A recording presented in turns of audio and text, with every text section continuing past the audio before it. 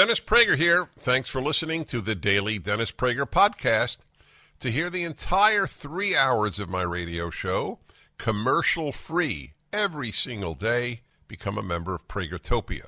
You'll also get access to 15 years' worth of archives, as well as the daily show prep. Subscribe at Pragertopia.com. Hi, my friends. Welcome to the Dennis Prager Show. There is a hero in our midst. There's so many bad people, and there are many good people. It's an interesting question. Are they in equal numbers? I've thought about this question all of my life. And most people will say, what, are you kidding? There are far more good people than bad people.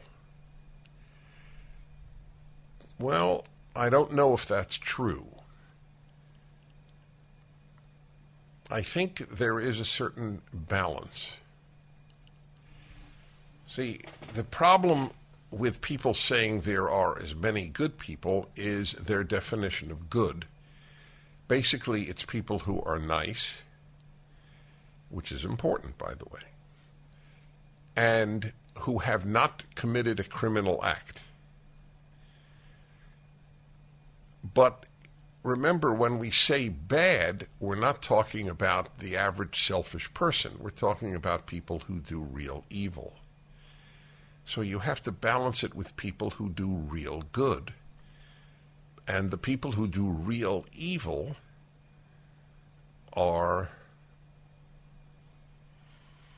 in numbers, perhaps less than the people who do real good. The outlier is rare in both instances, but I only mention this because I want to mention someone who is really good, not someone who doesn't commit crimes.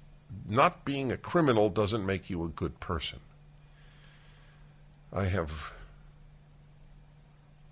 spoken against that definition all of my life because when I would speak to young people, high school, college kids, and I would ask them, what's the definition of a good person? In fact, you can watch the video I made about goodness, directed by David Zucker of Airplane fame and much else. A brilliant director and writer, and co-written with Alan Estrin. That is how I met the living martyr.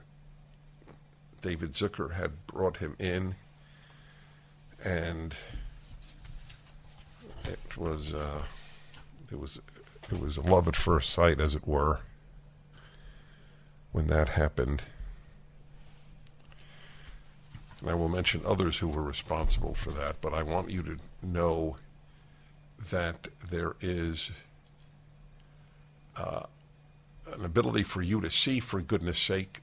You'll get a kick out of seeing me 30 years ago, or nearly 30 years ago as well. But I went around to people on the street and I asked them, are you a good person? Every single person said that he or she is a good person. And why is that? Well, hey, I don't kill, I don't rob. And that's the definition. I consider good people people who do good, just as bad people are people who do bad.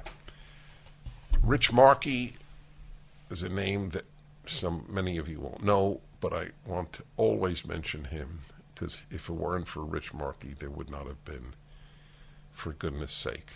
He has played a very, very special role in my life, for which I am permanently grateful. The video is For Goodness Sake. Just type it in, For Goodness Sake, Dennis Prager. Your kids will love it. You will love it. It is hilarious.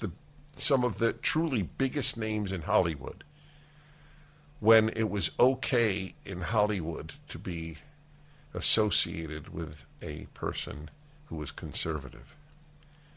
Yes, it was actually possible in the 1990s.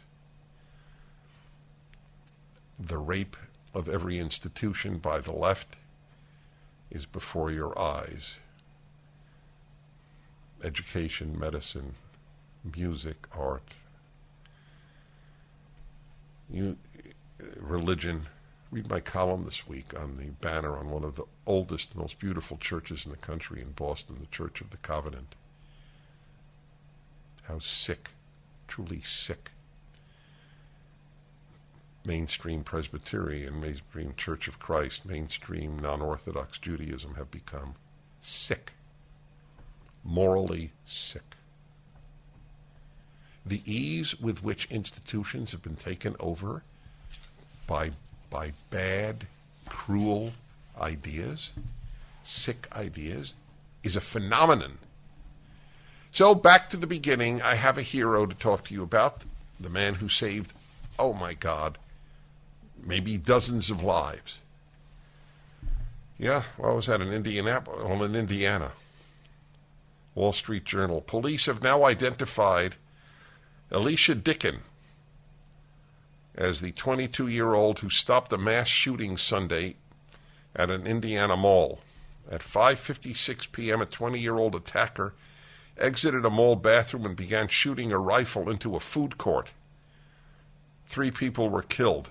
2 others were wounded, including a 12-year-old girl. It's horrific to imagine how much worse this could have been. So the attacker, I'll continue, whose name we won't give more notoriety, had several magazines and over 100 rounds of ammunition. He had spent 2 years practicing at a firing range. But police said that Mr. Dicken swiftly drew his own pistol and engaged. He was at the mall in Greenwood, south of Indianapolis, shopping with his girlfriend, and he was legally carrying his weapon. Thanks to his quick action, the mass shooting ended within seconds. Now, I want you, before I continue with that, I want you to understand that if it's a matter of seconds and 3 were murdered and 2 wounded, imagine had this taken minutes, how many would have been murdered and wounded? Very, very few people on the planet can say they literally saved lives. In a better world, in a world governed by Republicans rather than Democrats, for example, this man would be given a Congressional Medal of Honor or the Presidential Medal of Freedom. Instead, this despicable president gave it to Megan Rapinoe, the America-hating soccer player. Hate America, get awarded by the Democratic president. Thanks to his quick action, the mass shooting ended within seconds. I will say his actions were nothing short of heroic, said Greenwood Police Chief James Eisen. He engaged the gunman from quite a distance with a handgun, was very proficient in that, very tactically sound, and as he moved to close in on the subject, he was also motioning for people to exit behind him. To our knowledge, he has no police training and no military background. This has inspired me to continue my gun shooting lessons, since it is clear that in most cases, police cannot. I don't blame the police. I'm a big supporter of the police, the thin blue line between barbarity and civilization. Nevertheless, they can't stop these shootings. If they start, then you call them, and the damage is done. We have to protect ourselves and others. That sounds disgusting to every single human on the left. We have to protect ourselves and others. Do you realize how sick the left is? The notion we have to protect ourselves and others sounds bad to everyone who is a leftist. Not to every liberal, but to every leftist. To many liberals, not every, but every leftist. Isn't that amazing? Think about that. Ask your anti-gun friend or relative what is wrong with the idea that people should protect themselves and all those around them. I'd like to, maybe they have an answer. It would be most interesting to hear it. Only 4 months ago, Indiana Governor Eric Holcomb signed a bill to allow carrying a handgun in public without a permit. Well, how do you like that? Governor, you are also responsible for saving countless lives in that Indiana mall. I salute you. 1-8-PRAGER-776. The Dennis Prager Show. When times are tough, you find out who your friends really are. That's true in the mortgage business as well. When the market's good, there are a lot of mortgage companies to choose from. But when the market changes, like right now, those companies are out, and they leave you high and dry as they close their doors. Instead, go with the company who'll be there when things get tough. AndrewandTodd.com. Andrew Del Rey and Todd Avakian aren't just mortgage brokers, they're bankers with Sierra Pacific, one of the only banks with the same name and same owners for the past 40 years. Whether you're buying a new home or considering a reverse mortgage to tap into your home's equity and never pay another monthly mortgage payment, Andrew and Todd will be there when you need them. When things get tough, you need Andrew and Todd. Don't wait. Get your pre-approved loan today while rates are still historically low. Go to AndrewandTodd.com. That's AndrewandTodd.com. AndrewandTodd.com. A genuine hero is living in the United States. Elisjsha Dicken. Only 4 months ago, Indiana Governor Eric Holcomb signed a bill to allow carrying a handgun in public without a permit. Mr. Holcomb said the legislation, which took effect July 1st, quote, entrusts Hoosiers who can lawfully carry a handgun to responsibly do so within our state. One of those Hoosiers appears to have been Mr. Dicken. We could not find that he had a permit, Mr. Eisen said, the police chief. He was carrying legally under the constitutional carry law. The law went into effect July 1st, enabling him to carry without a permit, and he saved maybe dozens of lives from death or injury. On what date? Let's see, it was on Saturday. Today is Thursday the 19th, so I assume, let's see, Wednesday, Tuesday, Monday, Sunday, 5 days ago. So it was signed into law on July 1st, and it was the direct contributor to the saving of these people's lives on July 14th.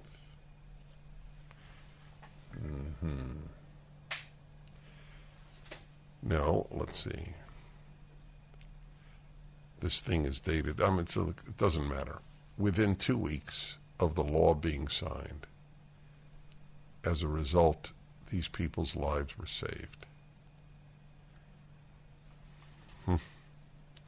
The police chief couldn't have been clearer about Mr. Dicken's heroism. Many more people would have died, Mr. Eisen said, if not for a responsible armed citizen who took action very quickly. The Wall Street Journal editorial ends, that's worth meditating on for states like New York, which are trying to make it all but impossible for responsible gun owners to take their weapons anywhere in public. So what the left has done is said, it's a crapshoot. Whether you die from a bullet, whether you die by a bullet from a monster's gun, or whether you do not, is a crapshoot. It's a roulette wheel, and there is zero you can do about it. Zero. You can call the police, who can then ceremoniously take your body away and put yellow tape around the area you were murdered, or blinded, or brain damaged, or paralyzed. That's the left-wing position. The idea, see, it's not guns. Let's be honest. It is about the idea that I will take care of myself and the state won't. This is the great divide. Are you a nothing or are you a something? Is the great divide between left and right. You are a nothing if in the left's view. Nothing. You will not teach your children. You will not feed your children. The state will do both. The state will take your body away. You will not defend yourself, your family, or your friends, or your strangers, as in the case of Elisjsha Dicken. The bigger the state, the smaller the citizen is something I said many years ago, and it is exactly apt in this case. You are a nothing. In the American vision, you are everything. The state is close to nothing. You are something. You have the dignity of defending yourself and your family and strangers. Not on the left. We will even drive you where you need to go. The idea that you are independent and have a car to go anywhere you want, anywhere you go, anywhere you want, anytime you want, is anathema to the left. And people are fine with it. Half the people vote for being controlled. You will determine nothing about your life. You will be obedient. That's what it's about, my friends. That's what it's about. And do you know what? Human nature leans towards obedience to strength.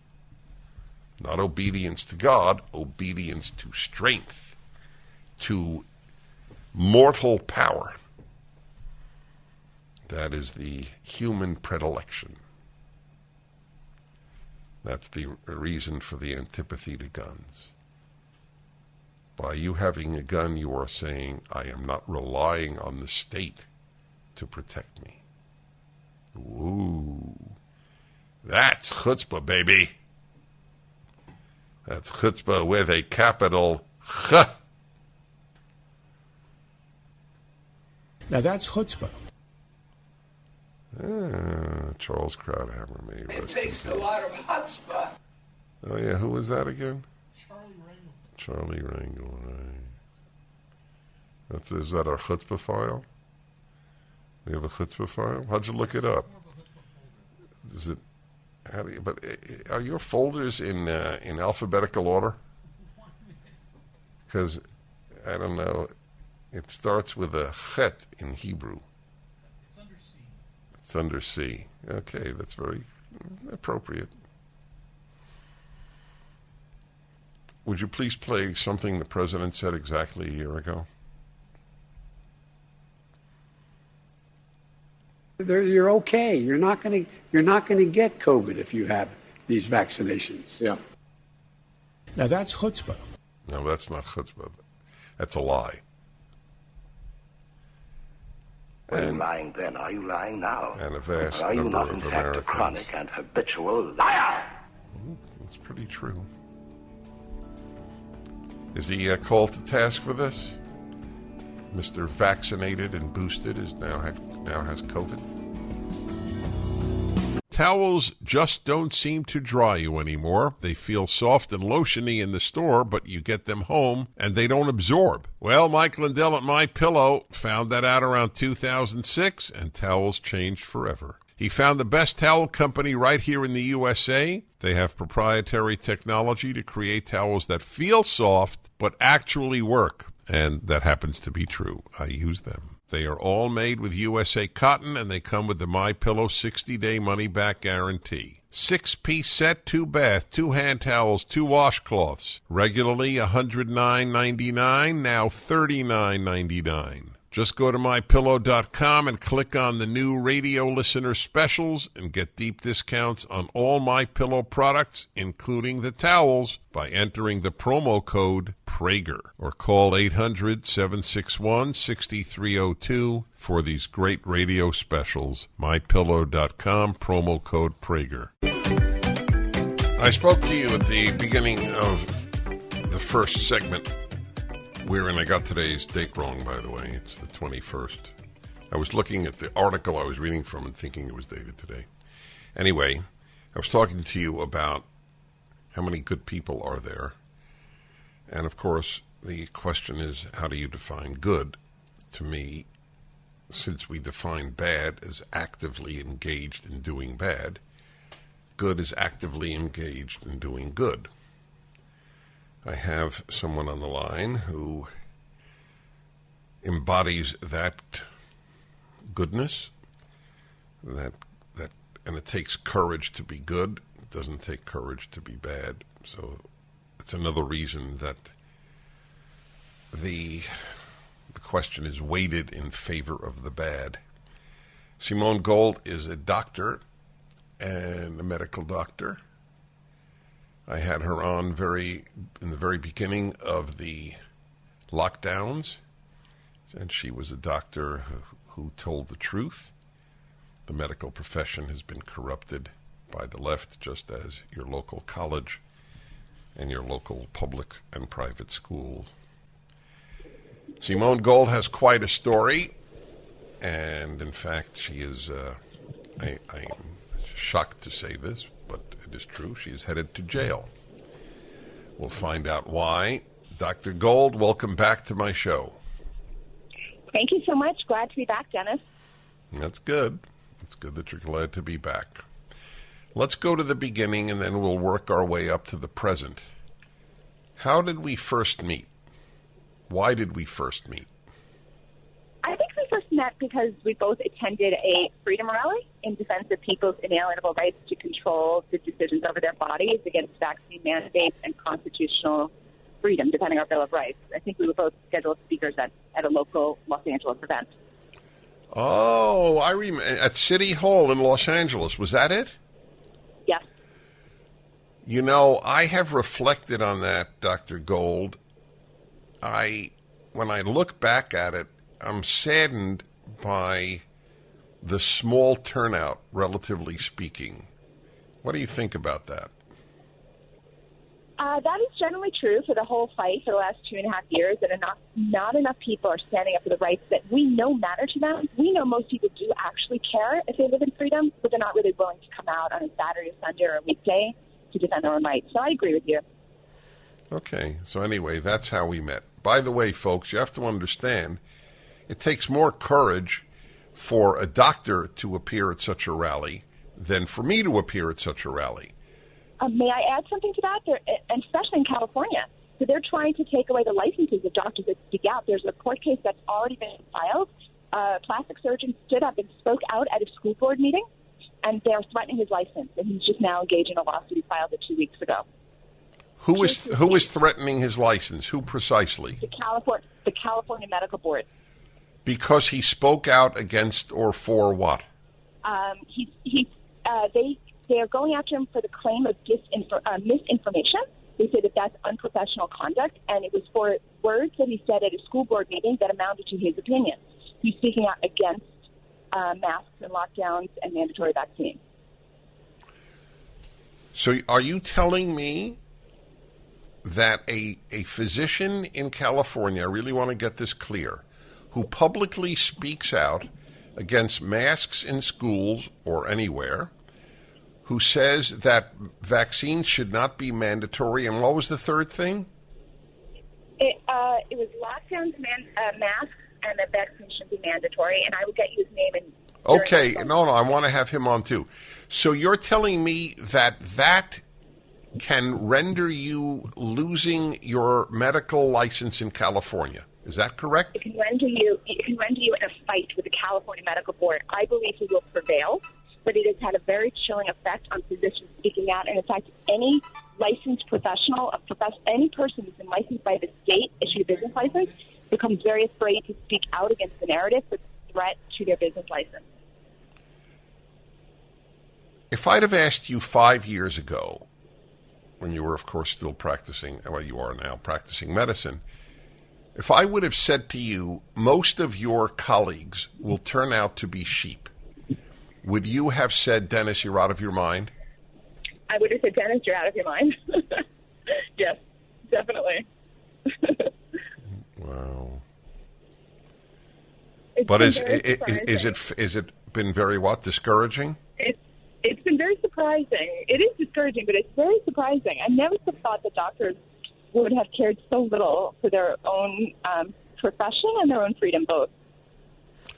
Back in a moment. Dr. Gold is the founder, is that correct to say that, of the American Frontline Doctors? And you can check them out on the internet where? AFLDS.org. AF as in Frank, LDS.org. AFLDS.org. Back with Correct. Dr. Gold in a moment.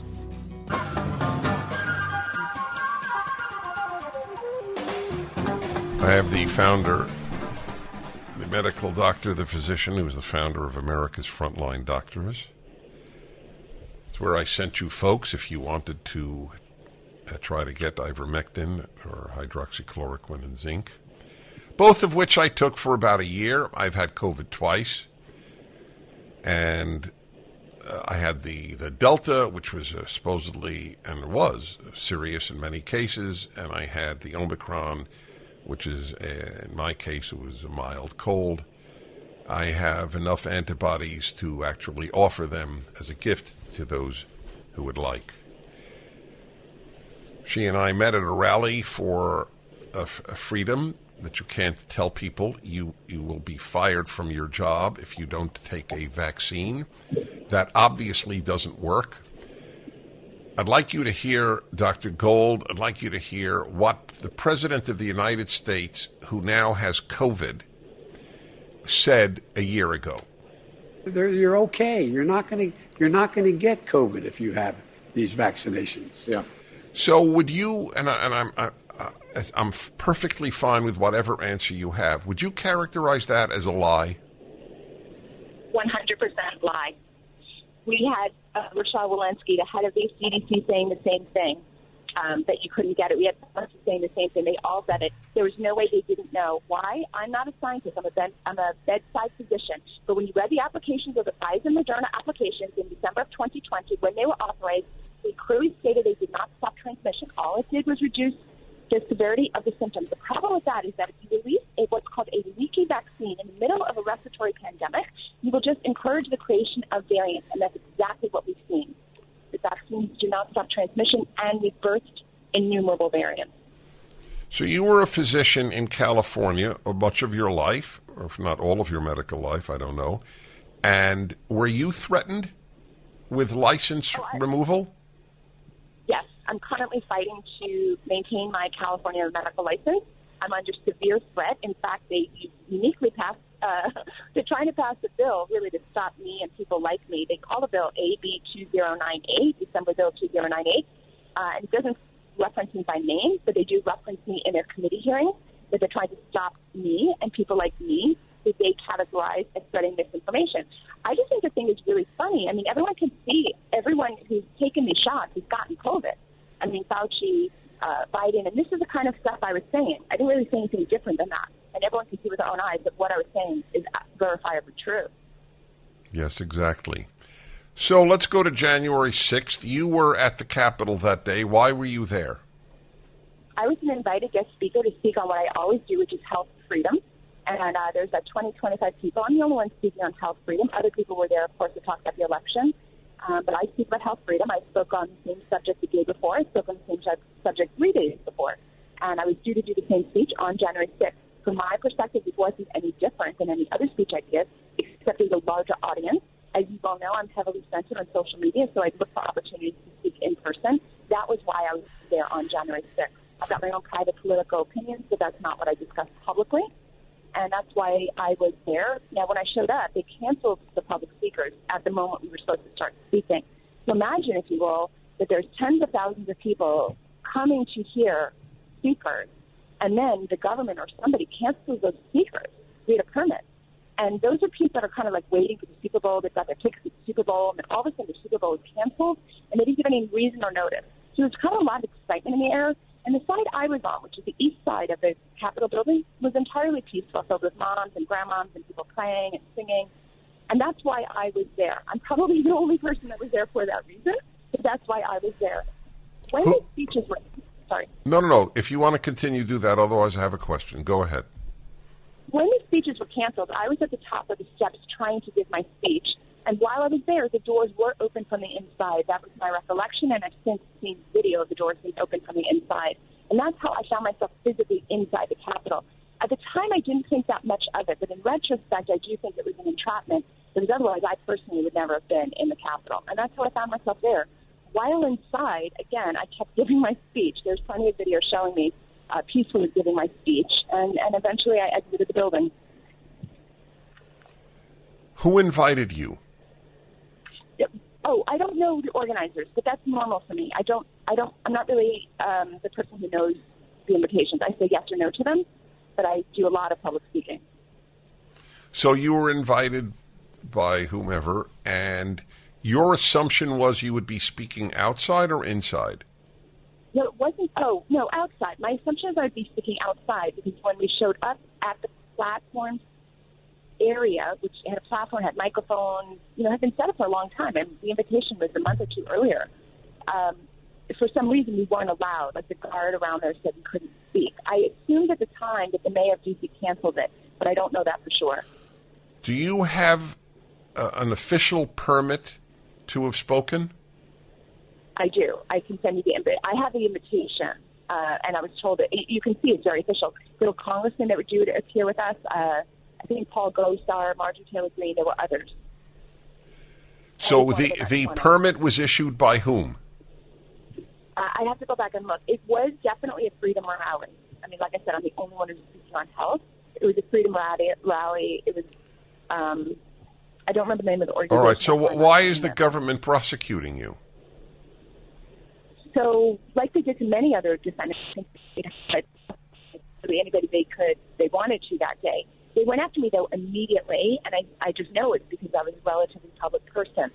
So within days, I found out that I was being targeted. I didn't believe it. It didn't make any sense to me because what I saw was very peaceful, and I personally only was doing was speaking. And we had just lived through the summer of 2020 where we saw people rioting and assaulting and causing tremendous damage, and none of those people were prosecuted.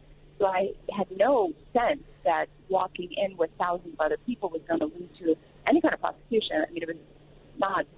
All right. When we return, I want to know what a video of you at the time would show. This brave doctor is headed to prison in the United States of America.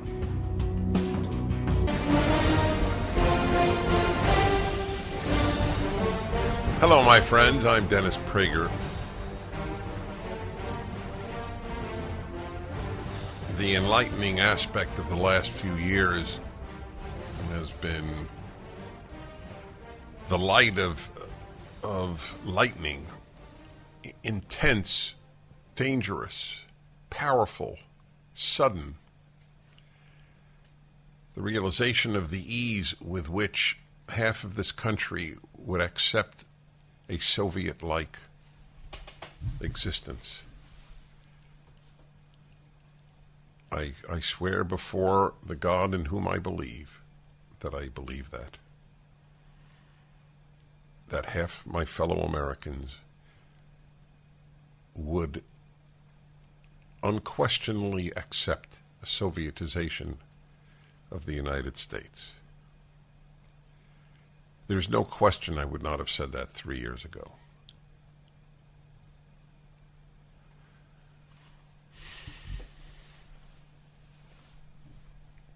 The good news, and there is good news, and I never manufacture good news to make people feel good, is that means half the country would not accept it.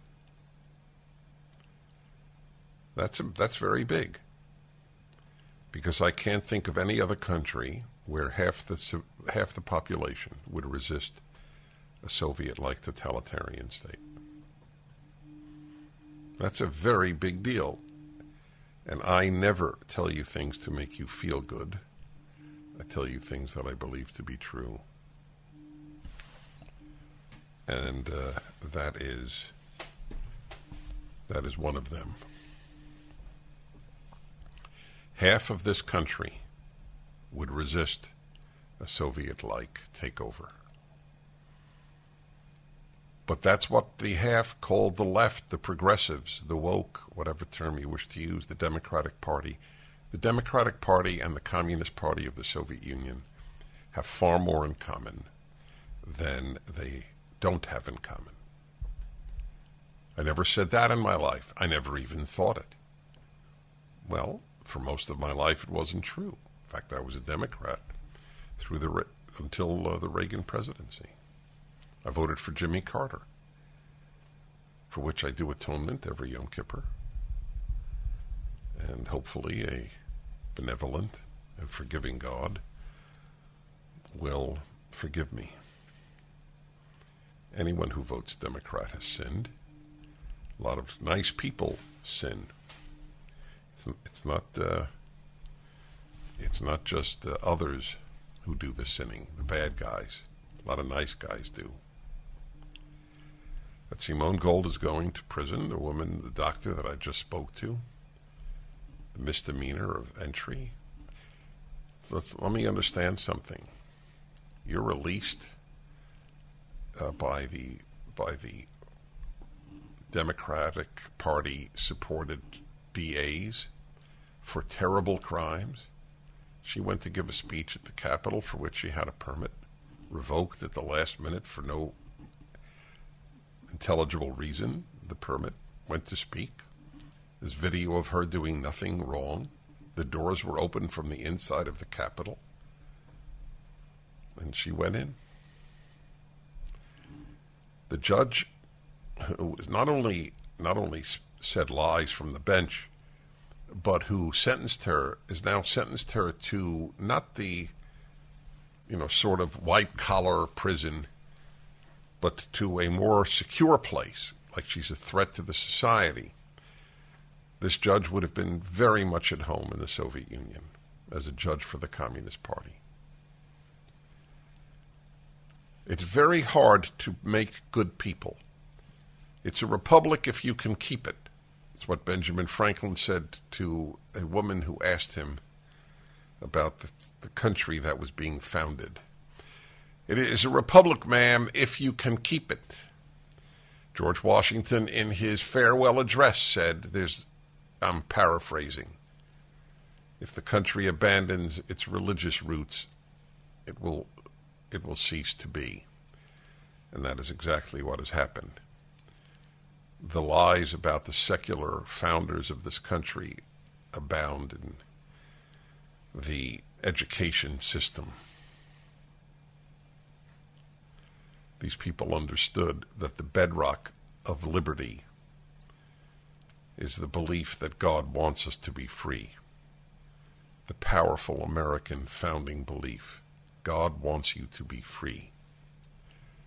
Man does not want you to be free. The French Revolution ushered in the opposite of the American Revolution. And the biggest reason was it was completely anti-religious. The American Revolution was founded on religion. It is a gigantic lie of the left that religion played no role in the American founding. We get our rights from the Creator. It's in the Declaration of Independence. Can you be more forthright about the significance of a belief in God than that rights emanate from that God? They don't emanate from man. What man giveth, man taketh. But what God giveth, only God can taketh. That is our present condition. I spoke about a hero. I had two heroes. One I spoke about and one I had on. Simone Gold I had on, the doctor. And this Elisjsha Dicken. The more you learn about what he did, this 22-year-old, I believe he's 22,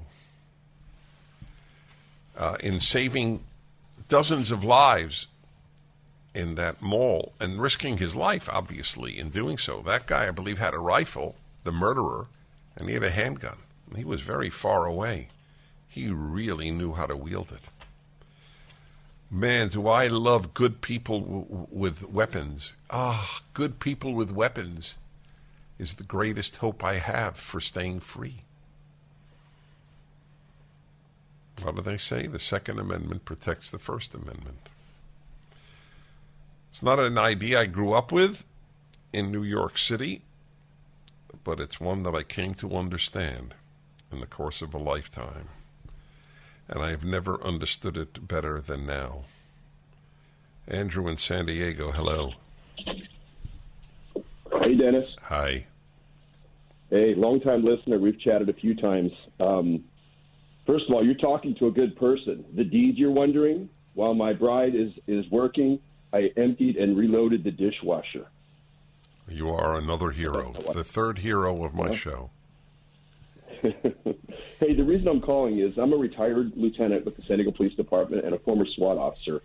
And I just wanted to comment on the shot that you've been speaking about or the actions of this young man, to put in perspective just how absolutely unbelievable it is. For him to have shot at what I understand is 40 yards and to strike the target 8 out of 10 times. I mean, I called a friend of mine yesterday, and I said, if I had ever made that shot, I would have spent the rest of my life bragging about it. I mean, just to put it in perspective, the San Diego Police Department does not even test their officers with handguns beyond 25 yards. Oh, my God. Is that interesting? I mean, I got in a shootout, and this is another story for the day, but I took my algebra teacher from college on a ride-along, and it was the one night in my 33-year career I got at a shootout. And I was at 10 yards, and it was, I mean, we got it done, but it was freaking hard, man.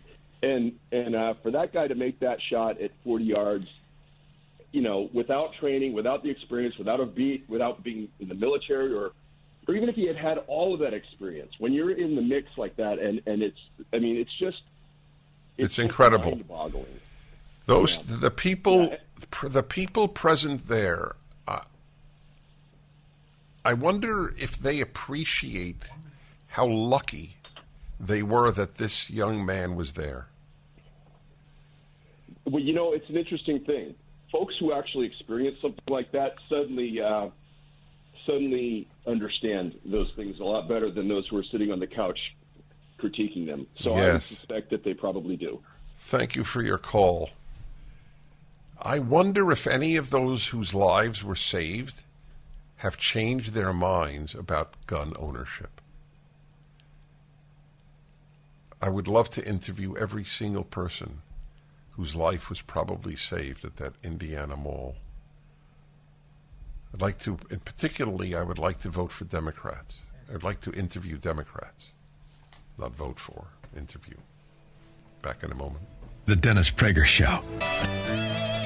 Fight indeed. Yes, you got one life, my friends. The purpose is not to be safe. The purpose is to be good. Goodness is rough. It is not easy to be good. It is easy to be nice, but it is not easy to be good. Because good involves fighting the evil. I knew I wasn't a leftist. I thought I was a liberal all of my life. I still think that I hold liberal positions, but that makes you a conservative today. But I knew I wasn't a leftist in high school because they were not anti-communist.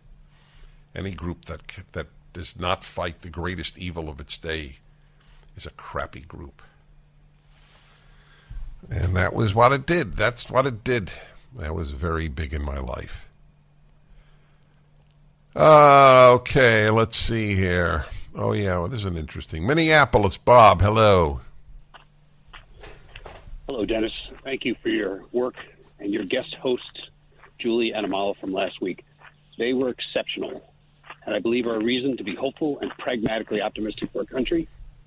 These are thoughtful, well-educated, decent individuals who are committed to what's right. And I want to thank you for recognizing them and the wisdom to share your platform. They will go far, thanks to you. That's right. Thank you. I deserve thanks because I am on the lookout for young men and women who can carry on this mission of fighting for liberty, fighting for Judeo-Christian values, like God wants us to be free. How's that for a Judeo-Christian value?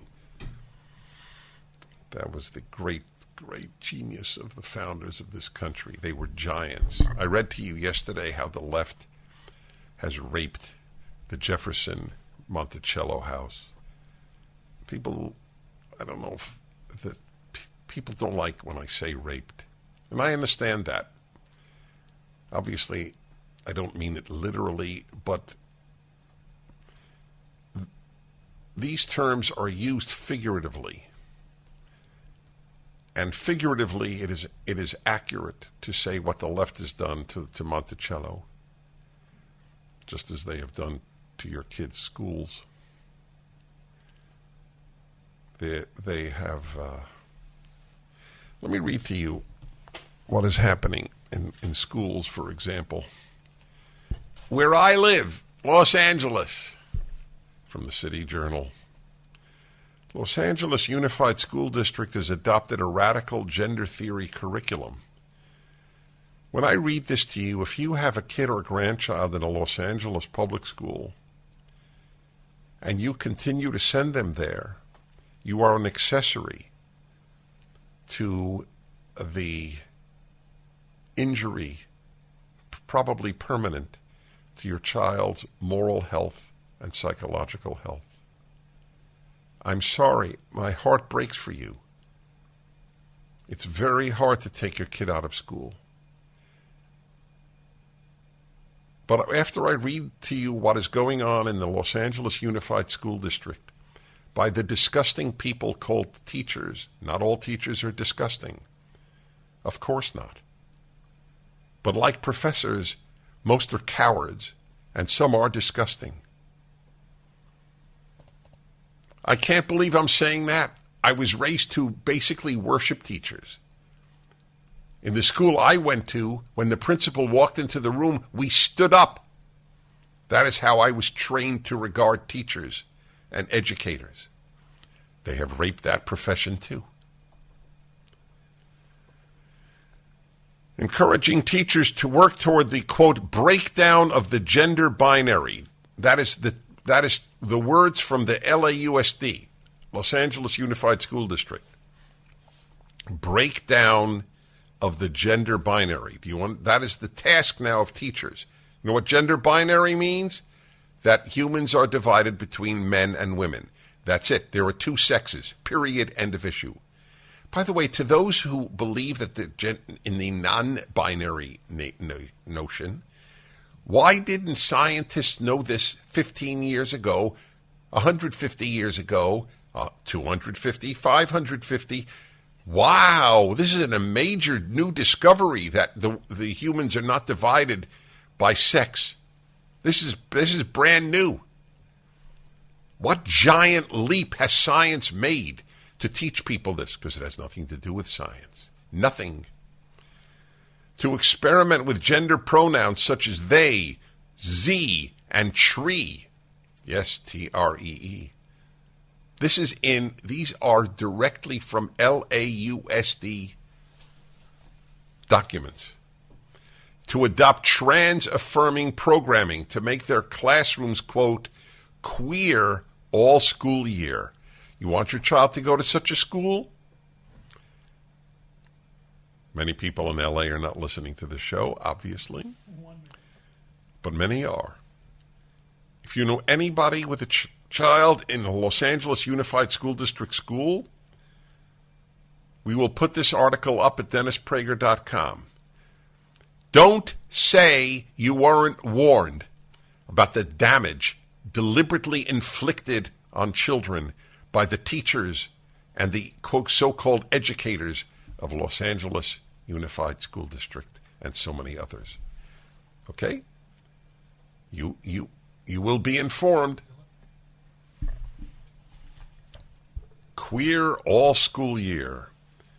The author has obtained a trove of publicly accessible documents from Los Angeles Unified that illustrates the extent to which gender ideology has entered the mainstream of the nation's second largest school district. Since 2020, I will continue when we come back. The Dennis Prager Show.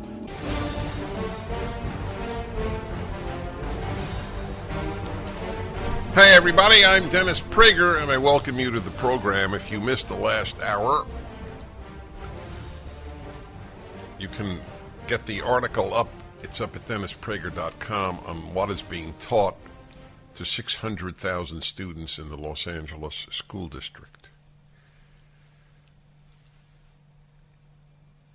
Even 5 years ago, this would have seemed like a dystopian nightmare rather than a reality. But it is true everywhere. Let's remember the quote from the devil in Goethe's famous poem story, Faust. Mephistopheles, the devil, says, "Everything that exists deserves to perish." That is the motto of the left. Everywhere, and certainly here. The soulless want the society to be as soulless as they are. It's very hard, in fact, I would say impossible, for any of us who are not sick to understand the desire to demolish everything. The family, the arts, education, religion, everything. There must be this staggering emptiness at the core of these people that can only be filled by nihilism. But I don't understand it. It's like I don't understand people who molest children. I understand a lot of sins, but there are some that I don't understand. To even see a prepubescent child as a sexually desirable object, I can't understand it. I know it exists, but I can't understand it. In the same sense, I can't understand the desire to destroy everything that is at the root of the left. It is so hard to build. We have achieved such a remarkable civilization in this country and in the West generally. That's why people want to move to the West. There's very little movement elsewhere in the other direction. So people say on the left, well, it's because it's affluent. Yes, but it's affluent because it has values that enabled it to become affluent. Freedom produces affluence. Tyranny produces poverty. Anyway, you can catch that article up at DennisPrager.com. More on that. Popeye. Yep, Popeye. It's Popeye the Sailor Man. Da-da-da-da-dee-da-doo. Popeye comic strip getting woke makeover with, quote, more characters who aren't heterosexual. After nearly 100 years in existence, the Popeye comic strip is reportedly getting a woke makeover, with the strip's latest cartoonist promising more ethnic diversity and, quote, more characters who aren't heterosexual. I might add, 97% of society is heterosexual. Cartoonist Randall K. Milholland described the Popeye character as being gender fluid. Oh, Popeye is now gender fluid. I warned you about Superman, who gave up his American citizenship, you will recall, in the comic strip. Citing old episodes in which the plot required Popeye to dress in drag. I want to bring in more characters who aren't heterosexual, Milholland said in an interview with the San Antonio Express News. I don't live in that purely straight white world, and I don't think a lot of other people do either. Most people do live in a straight world. It may not be straight white, but it may be straight black or straight Hispanic or straight Asian. Well, Popeye's cartoonist is an idiot. In one of the strip's biggest changes, Olive Oil's sister-in-law, Celinda Oil, is now Afro-Latina Celinda. Now Afro-Latina, period. Celinda has traditionally been portrayed as a white woman with dark bobbed hair. Milholland took issue with the way Popeye has recently used men dressing as a woman for comic relief. But that wasn't always the case, he told the newspaper. If you go by today's definition, Popeye was gender fluid. That's right. You think Popeye was a man or a guy. Nope. They know better. During the strip's early days, Popeye once met an orphan girl who didn't have a mother. So Popeye dresses up as a woman and says, "I'm your mom now," Milholland says. And it's not a joke. It's Popeye being the kind character he originally was. Someone who'd do whatever he could for someone down on their luck, like an orphan. On the basis of that old comic strip, Popeye is now gender fluid. The Popeye character was first seen in 1929 in the Thimble Theater comic strip. The comic is still owned by King Features Syndicate, a division of Hearst Communication. There is so much on a personal note. I have mentioned occasionally that when I went from weekend radio, next month I'll talk about that because it's my 40th anniversary on radio. I went from weekend radio to daily radio. I went to 3 hours a day, and I remember asking the late, great Ray Breen. We were on the same station in Los Angeles before I went national. His show was national, but mine was local. Mine was in L.A., which is a pretty big place anyway. And I remember saying to him once when I started, "You think I'll have enough to talk about for 3 hours?" And Ray Breen laughed. I don't remember a word he said. I just remember he laughed. I understand it, as I have these sheets of such important things to relate to you. Don't get to all of them. Maybe if I had a 6-hour show. Sean has been clamoring for 6 hours. He's underworked and just felt maybe that's the solution. For example, there's I couldn't believe how important this piece was. I had missed it, but I must bring it to your attention. Alicia Finley, who's a member of the Wall Street Journal editorial board, wrote a piece on cannabis and the violent crime surge. There's no doubt in my mind that they're related. After you read this article and you realize the potency of the cannabis related today,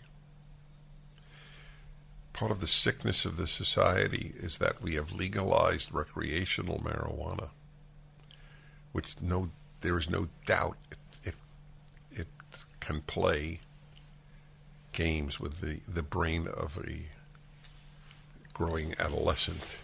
Terrible games, I might add. That's legal, but they're banning vaping because you might get addicted to nicotine. Getting addicted to nicotine is as dangerous as getting addicted to caffeine.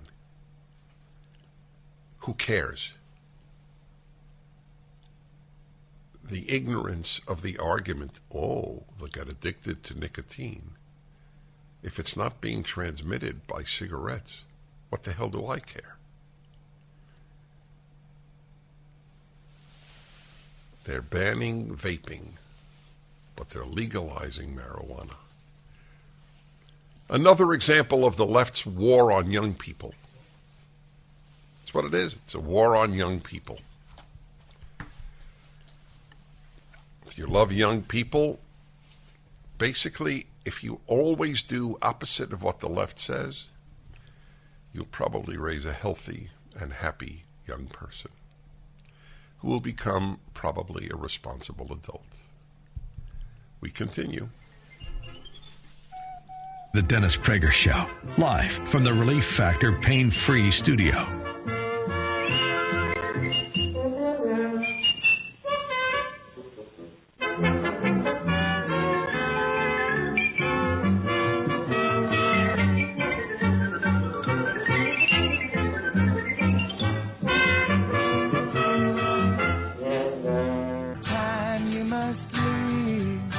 All right, everybody. I'm Dennis Prager.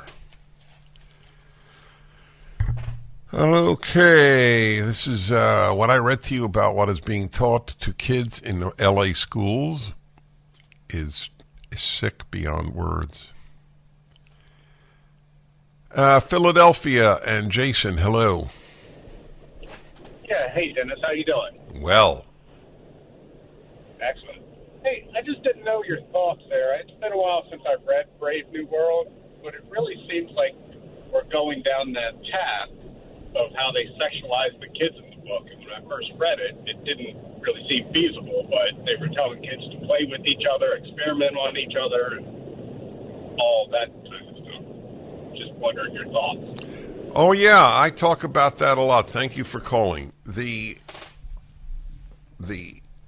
robbing children of innocence is part of the left's destroying everything that exists, as the devil says in Faust. That was a motto of Marx. It is a motto of the left. Destroy everything that exists. If it's good, they tear it down. I have said now many times that another thing that I have had to rethink is my belief that it is built into the woman, to females, to protect children's innocence. Even that has been shaken, that belief, by the left. It is overwhelmingly female teachers who are ruining your children. Overwhelmingly. Female principals, female heads of the NEA and of the local school boards, and etc. Women are disproportionately involved in robbing your children of sexual innocence. The irony is, again, destroying everything that exists. They are super duper innocent when it comes to adult sexuality. We don't want Miss America contestants to wear bathing suits. Oh no, that's sexualizing adults. But we do want to sexualize children. Get it? They're sick.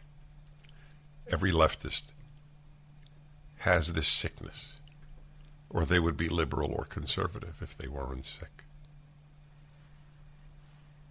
Think about that. What was it? What was the line I just read yesterday about getting sexual toys into classrooms? Yep.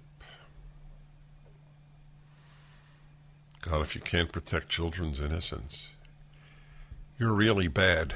I mean really, really bad. Okie-doke.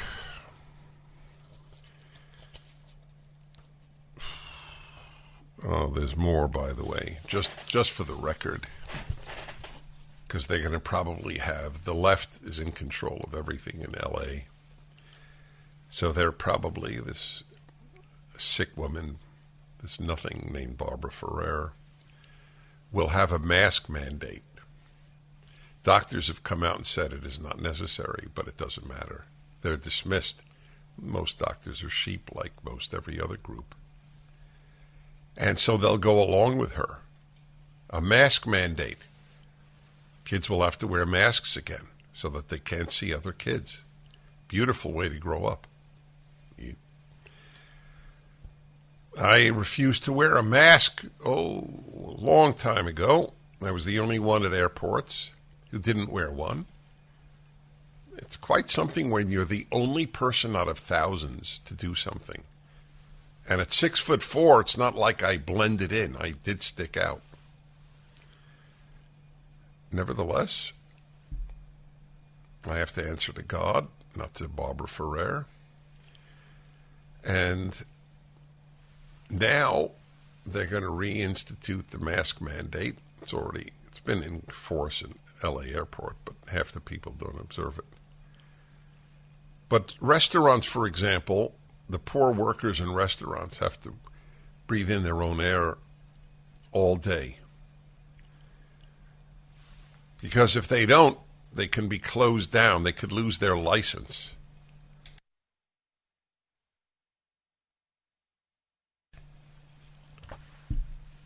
A new study published this month revealed, this is from Epoch Times, that COVID-19 mask mandates in schools have little to no effect.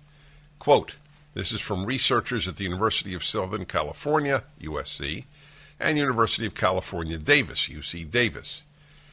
In a preprint study published on Research Square, quote, our findings contribute to a growing body of literature which suggests school-based mask mandates have limited to no impact on the case rates of COVID-19 among K-12 students. Researchers evaluated 2 school districts in Fargo, North Dakota, in which one had a mask mandate and the other did not during the 21-22 academic year. Quote, we observed no significant difference between student case rates while the districts had differing masking policies, nor while they had the same mask policies. Impact of school-based mask mandates on COVID-19 transmission in children is not fully established. Researchers in Toronto, Canada, and California replicated a 2021 Centers for Disease Control and Prevention, that's CDC, study of counties in Arizona, published in The Lancet, one of the most prestigious medical journals in the world. In May, that expanded the number of data points and extended the time period. They discovered that cases quickly declined in the weeks after the CDC cut off its study and decreased more quickly in the counties that didn't have mask mandates. School children, I'll read you the quote when we come back. Masks. It's an adult pacifier. The Dennis Prager Show. Hi, everybody. Take a break from the horrors of what's happening in our schools. But as odd as it sounds, I actually believe in intersectionality. I don't think I've ever put it quite that way. But when you think about it, so I'm now going to talk about peace in the Middle East. Very important new book just published this past week. And I have the author on. When you think about it, if you know that somebody who wants to rob children of their sexual innocence and teach them that there's no such thing as male and female, I'll bet you a lot of falafel that you could predict their position on the Middle East. Now, why would that be? Why would people who want to rob children of sexual innocence hate Israel? Why are they always connected? Because all of this is connected. On that great quote from Faust, the devil says, I want to destroy everything that exists. The author has built something remarkable, and he is Aryeh Lightstone. The book, Let My People Know, play on Let My People Go, of course, the incredible story of Middle East peace and what lies ahead. Brief, easily read, but very important. Let My People Know. He was the principal aide to David Friedman, the ambassador to Israel, during the great Trump years. And they were great years if you don't want to destroy everything that exists.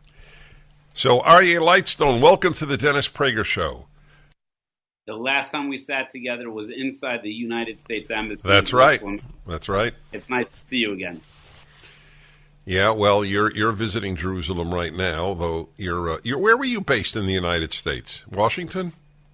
No, originally from Colorado, and my family and I moved from Long Island. That's where I knew David Friedman from. We were basically neighbors, and when he brought us away. And where do you live now?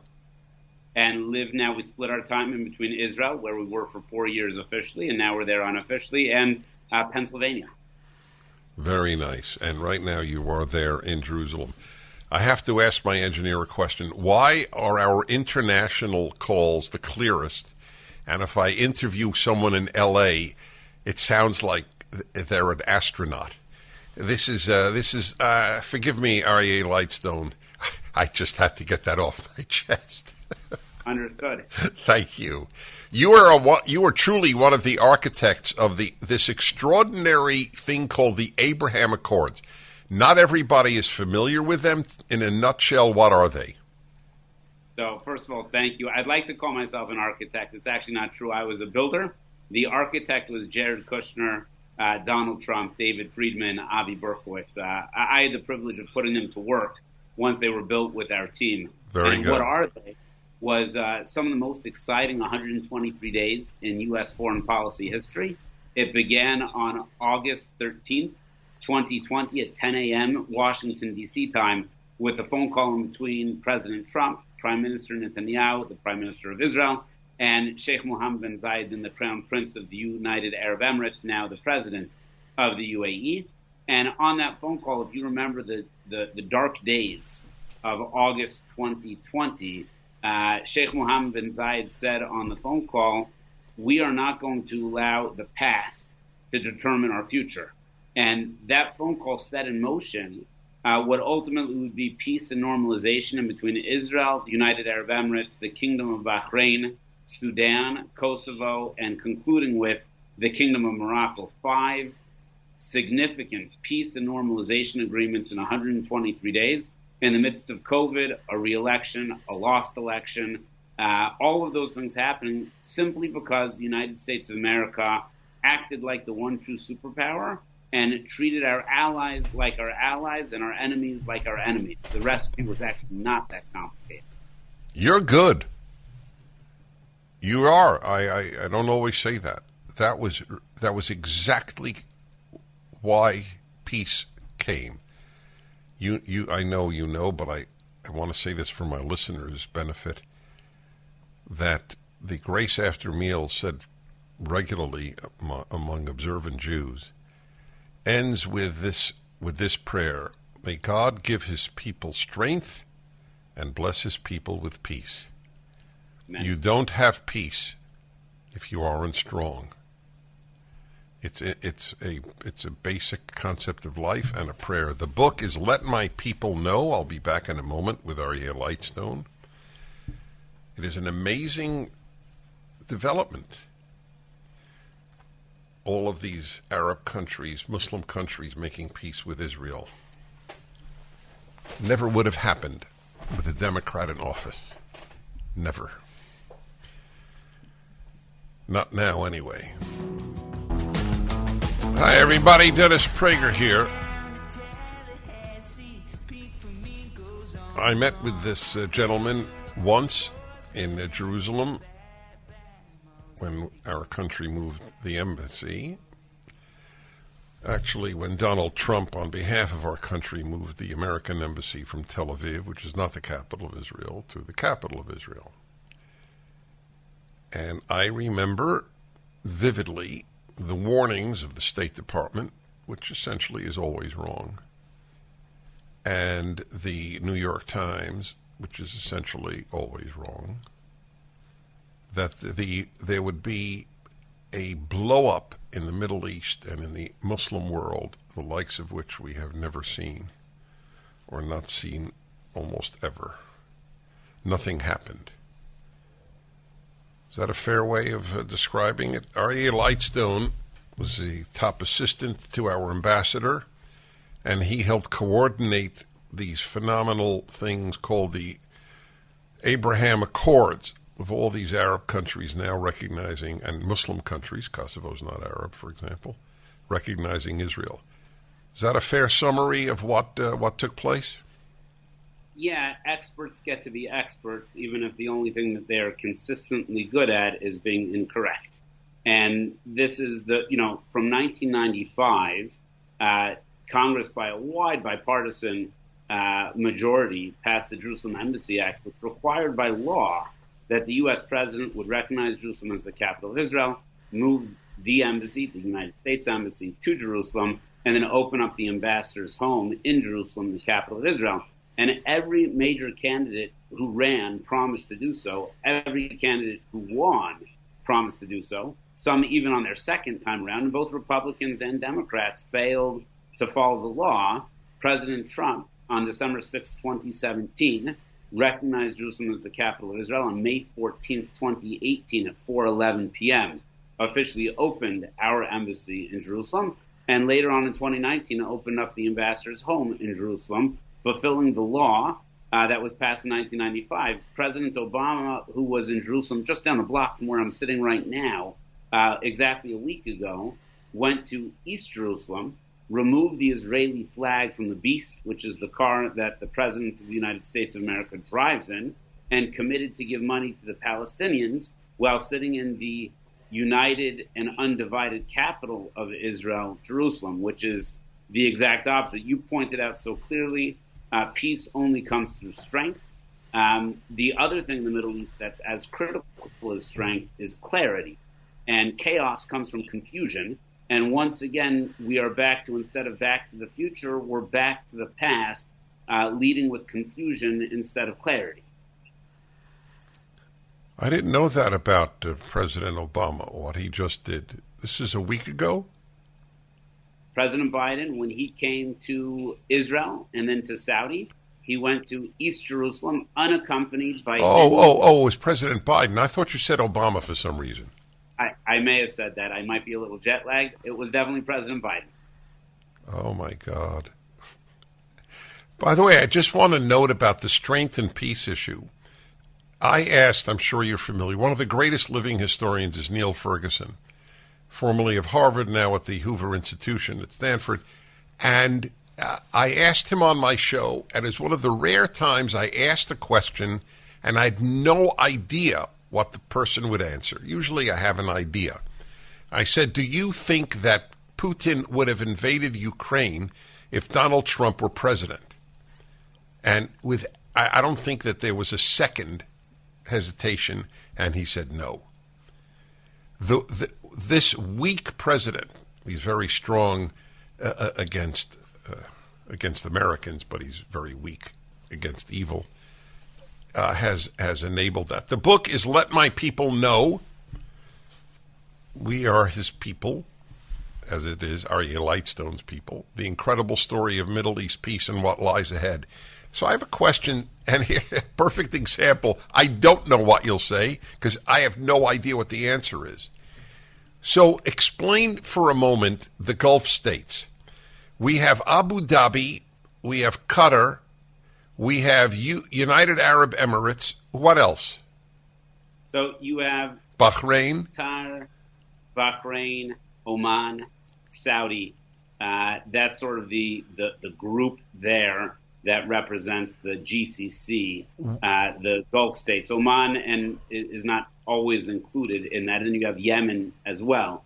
But really what you have is you've got an alliance of Sunni countries that want to stand with the United States of America. They also want us to stand against their foe, Iran, who is also our foe. And these countries are critical strategic partners of ours. Some of them are allies of ours. And if you look at the Middle East today versus 25 years ago, or today versus 5 years ago, it's not your Hollywood Middle East. The goal in the United Arab Emirates, which has 7 emirates, amongst them Abu Dhabi and Dubai are the 2 most famous ones, they just celebrated the Expo, which had people from every country in the world have an opportunity to come in peace and harmony. Abu Dhabi and Dubai are 2 of the top 3 or 4 safest cities in the world, something United States of America leadership could learn a little bit something about these days. Bahrain is an open country for religious and women and advancement and modernity.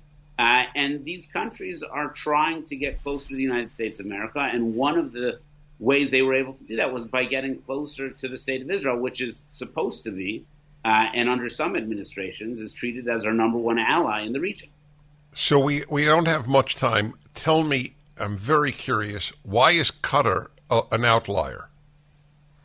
So that probably will get, if you ask 10 people who are experts in the region, they'll probably give you 10 different answers. Okay. But Qatar and Saudi and UAE were at odds with each other for the vast majority of the Trump administration, before the Trump administration, and frankly, a little bit after the Trump administration. And one of the issues that I think needed to be resolved first was where they fall within the GCC before you can figure out where they fall with Israel. And one of the accomplishments that nobody will ever talk about was Jared Kushner and Avi Berkowitz brokered the GCC reconciliation, which was to bring Qatar back into the GCC. Terrific. All right, folks, the book is up at DennisPrager.com. Let my people know. Dennis Prager here. Thanks for listening to the Daily Dennis Prager Podcast. To hear the entire 3 hours of my radio show, commercial-free, every single day, become a member of Pragertopia. You'll also get access to 15 years' worth of archives, as well as the daily show prep. Subscribe at Pragertopia.com.